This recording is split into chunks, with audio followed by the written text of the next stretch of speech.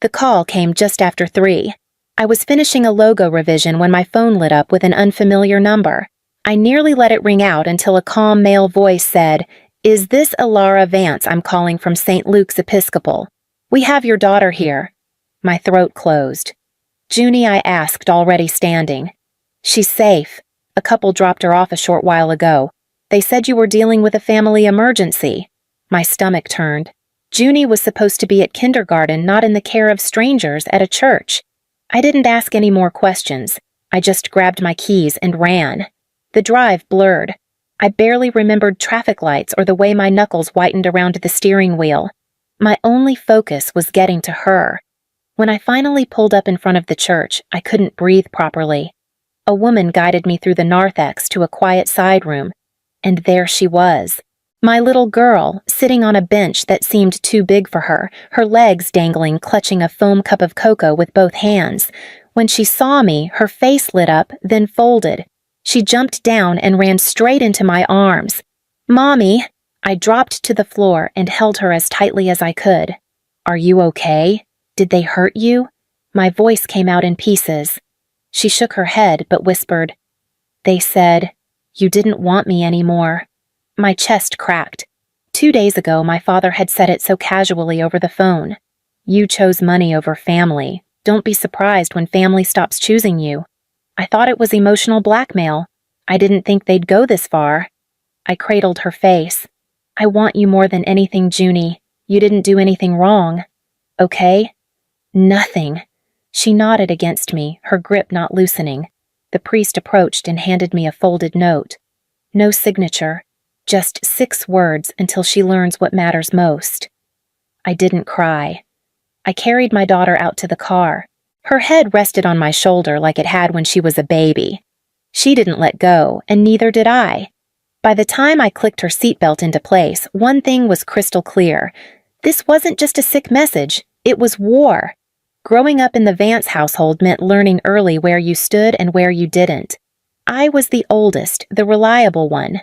The fixer. Lacey, on the other hand, was the light. The girl with big eyes, big dreams, and a magnetic way of making you believe in her even when she'd done nothing to earn it. When she failed biology in 9th grade, my mother said, "She's creative, not academic." When I got into Stanford on scholarship, my father asked if I had a fallback plan. Every win I earned was expected. Every loss of hers was softened, blamed on the world, not understanding her vision. Her vision changed with the seasons. At 22, she wanted to open a vegan cafe. By 25, it was a boutique perfume line. None of them made it past the 1-year mark. But Doreen and Carl always showed up, wallets open, disappointment carefully reserved only for me. 3 months ago, she invited me to lunch at a place that looked more like a spa brochure than a restaurant. She ordered champagne before I sat down. "I've got something big this time." "Elle," she said, eyes shining. "A luxury skincare lounge. High-end facials, botanical therapy, CBD-infused masks. It's going to blow up. I just need $30,000 to secure the lease." I laughed.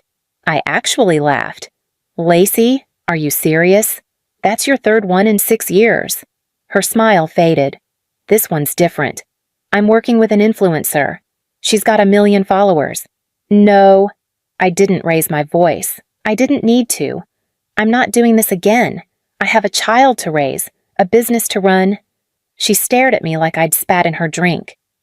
"You've changed," she said coldly. "You used to care about family."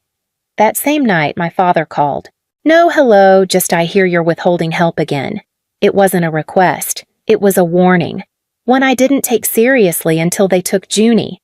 2 weeks after that lunch, Lacey showed up at my house with a folder of Frappuccino and the smug certainty of someone who thought no was a soft maybe. "I figured showing you the numbers would help," she said, sliding the folder across my kitchen counter like we were in a boardroom. Junie was napping upstairs. I didn't want a scene. The folder was filled with mock-ups, social media projections, a floor plan sketch. She had already picked out eucalyptus-scented towels. "Lacey," I said gently, "this looks nice, but I'm not in a position to invest." Her jaw tightened. "It's not an investment, it's a loan. I'll pay you back in 6 months tops. I'm a single mom, I said quietly. Not a bank. Her smile vanished. She stood smoothing out her blazer like she hadn't just thrown her dignity on my counter. It's always about your daughter, your grief, your struggle. You act like you're the only one who's ever had it hard. I act like someone who's still standing after having everything ripped away. That's not selfish. That's survival.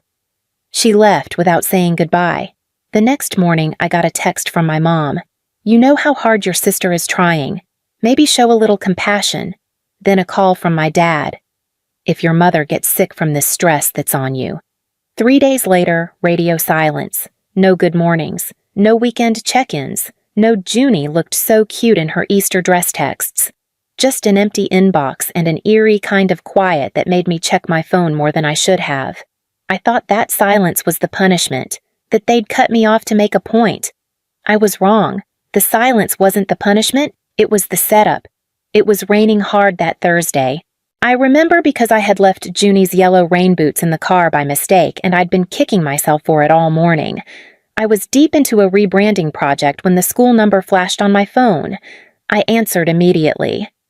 Hi, Ms. Vance, the secretary said. Just confirming, did someone new get added to Junie's pickup list? My stomach dropped. No, I said, already standing. Why, she was signed out about 30 minutes ago. The system flagged the pickup as approved, but I didn't recognize the names. They had the family authorization code from her file. I didn't wait to hear the rest. I grabbed my keys and ran.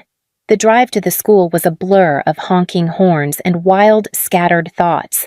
At the front office, the secretary explained that an older couple my parents obviously had claimed there was a family emergency. She'd recognized them from previous pickups and didn't question it. I called their phones, straight to voicemail. I tried the landline. Nothing. Lacey, too. No one picked up. The house was empty. The neighbors hadn't seen them. By 5, I was calling hospitals. By 6, I was pacing with the phone in my hand, trying not to throw it. And then the call came. A quiet, steady voice. Is this Ilara Vance? I'm Father Rourke at St. Luke's Episcopal. I believe your daughter's here with us. 15 minutes later, I burst through the church doors, soaked and breathless. Junie was sitting on a bench in the lobby holding a plastic cup of cocoa, her cheeks blotchy from crying. She ran to me the second she saw me. I dropped to my knees and held her like I'd never let go. Are you hurt? I whispered. She shook her head. They said, you needed to learn what matters. The priest approached quietly and handed me a folded note. 6 words written in my mother's handwriting. You'll understand when you choose family again. I stared at the paper, my hand trembling. Junie clutched my coat and wouldn't let go. The rage didn't come right away. First came the stillness, then the certainty. They'd crossed a line I couldn't let them step back over. Officer Monroe didn't sugarcoat it. This isn't just a bad judgment call, she said, flipping through her notepad. It's child endangerment, Ms. Vance. Plain and simple. I sat across from her at the station, Junie curled up beside me with a stuffed bunny someone from the front desk had handed her. My voice felt thin, like it belonged to someone else. I told the officer everything, how my parents had taken Junie without my knowledge, how they used outdated authorization codes to bypass the school's safeguards, how they'd left her at a church with nothing but a change of clothes and a note. When I stopped talking, Officer Monroe simply said, "Let's get the report filed." That night, I barely slept. Junie refused to leave my side, and I couldn't bring myself to move either. The following morning, a social worker from Child Protective Services arrived to assess our situation. She was kind but firm. I understood. They had to check everything now because someone had failed my daughter. By the end of the week, Rowan had moved into our guest room. He brought groceries, changed light bulbs I didn't realize had gone out, and handled school pickup while I met with a lawyer. Janelle Ruiz came highly recommended, and from the first moment we sat down, I knew why. She didn't flinch at the words family and police report being in the same sentence. "You're not overreacting," she said after reading the incident file. "You're protecting your child. The law is on your side." Still, I felt the weight of it. Filing charges against your own parents isn't something you prepare for. but they hadn't just crossed a boundary, they'd dismantled one. And I was done rebuilding things for them. After the police report was filed, everything slowed down, but never really stopped. Junie still clung to me at night. Rowan kept the house running while I handled meetings and interviews. Janelle warned me the process could take months, so I filled the waiting with purpose. I began documenting everything: texts, voicemails, screenshots, dates. Every scrap of interaction with my parents or Lacey I saved. One evening, while organizing paperwork for Janelle, I opened the fireproof box that held Robert's estate documents. It had been years since I touched them. I thought everything had already been handled, but in a manila folder near the back, I found a property deed I didn't recognize. It was a small plot of land, nothing big, just a lakeside parcel Robert's grandmother had left for Junie in her will. It wasn't worth a fortune, but it had sentimental value, and it was supposed to be hers. Except, it wasn't anymore. The deed had been transferred out of Junie's name 6 months ago. Sold. Signed by Carl and Doreen as trustees of her inheritance. I stared at the signatures, not breathing, as the realization hit. They sold it. They took something that belonged to my daughter and liquidated it without ever telling me. I dug deeper and found the transaction details. The buyer's name was Vague Some Holding Company, but the transfer memo referenced a payment wired directly to a business account under Lacey's name. They used Junie's inheritance to fund her skincare lounge. I sat on the floor surrounded by documents shaking from the inside out. They hadn't just crossed legal lines, they had violated something sacred. They'd taken from a child who had already lost her father, and now they wanted to teach me a lesson. I put the papers back in order, added them to the case file, and sent Janelle an email before the adrenaline wore off. The courtroom felt colder than I expected. Not physically, just in the way every sound echoed and every glance held weight. Janelle sat beside me, calm and composed, while I clutched the folder that had become the quiet record of my family's betrayal. Carl and Doreen sat across the aisle with their attorney stiff and expressionless. My mother wore a gray suit too big at the shoulders. My father didn't look at me at all. When the judge called our case, I stood. My hands didn't shake. Not anymore. Janelle began with the abandonment report, how Junie had been taken from school without my knowledge, delivered to a church, and left there with nothing but a note. She passed the paper to the judge, who read it silently, lips pressed into a hard line. Then came the documents. The property deed, the sale confirmation, the payment transfer memo, all of it laid out with precise, painful clarity. I watched as the judge flipped through the papers, pausing when she reached the line that named Junie as the original beneficiary of the land. I'd like to note Janelle said that the funds from that sale were funneled into a failed business venture run by the respondent's younger daughter, Lacey Vance. My mother's attorney stood. Your Honor, my clients acted in good faith. They were trying to provide for the family as a whole. Their actions were rooted in concern for their granddaughter's emotional stability, given Ms. Vance's. The judge held up a hand. She turned back to me. Ms. Vance, do you have anything you'd like to say? I looked at my parents. They didn't protect Junie from instability. They caused it. They stole from her, abandoned her, and tried to spin it as love. This wasn't a mistake. It was a decision. The judge didn't respond right away. She simply nodded once, then looked down at the file in front of her. I find sufficient grounds for the immediate suspension of contact between the respondents and the minor child. Further visitation will require family counseling and court review. No one moved. The silence that followed wasn't tense. It was hollow. The order came through 2 days after the hearing. Full custody protection, no contact from Carl or Doreen, unless approved by the court and preceded by mandatory therapy. The paper felt lighter than it should have. It didn't undo what they did, but it gave me room to breathe. Janelle called it a clean win. I called it survival. Lacey never showed. She hadn't returned a single message from anyone since the hearing notice. Rowan said he heard from someone at his office that she was spotted boarding a bus headed east with 2 oversized duffels and a new hair color. I didn't care where she went. I just hoped she didn't leave a trail of broken people behind her again. Junie started sleeping through the night again. The nightmares came less often, and when they did, she no longer screamed. She would just crawl into bed next to me and whisper, "I'm okay now," as if convincing herself. But one night, as I tucked her in, she looked up at me and asked softly, "Do Grandma and Grandpa still love me?" The question hit like a bruise forming under the skin, slow and deep. I knelt beside her bed and brushed her hair back. "I think they don't know how to love the right way," I said. "But that doesn't mean you did anything wrong." She nodded, her lips pressed together like she was afraid her feelings might spill out if she moved too much. "I love you the right way," I added, holding her hand. "The kind that keeps you safe." That seemed to settle something in her because she turned over and hugged her stuffed rabbit tight, breathing slow and even. After she fell asleep, I sat at the kitchen table and stared at the stack of unopened mail. Rowan had gone back to his place the week before, promising to be on call for anything. I believed him. The house was quiet, but it wasn't empty anymore. I could feel something returning, something steady, something honest. But the past wasn't finished with us yet. I didn't expect to see him again, not that soon. But there he was, Carl Vance, standing on my front porch with his shoulders slumped and a worn duffel bag in his hand. It had been 3 weeks since the court order. I almost didn't open the door. "Elara," he said, voice lower than I'd ever heard it. "We lost the house. Your mother's staying with Susan."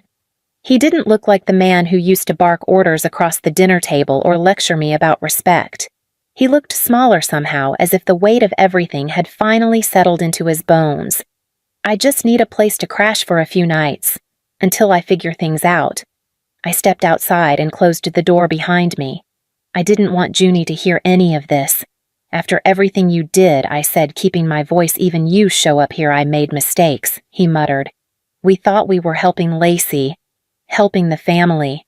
You left my daughter at a church," I said, sharper now. "And you want me to open my door like nothing happened?" His face tightened. "We didn't think you'd go this far." The door creaked open behind me.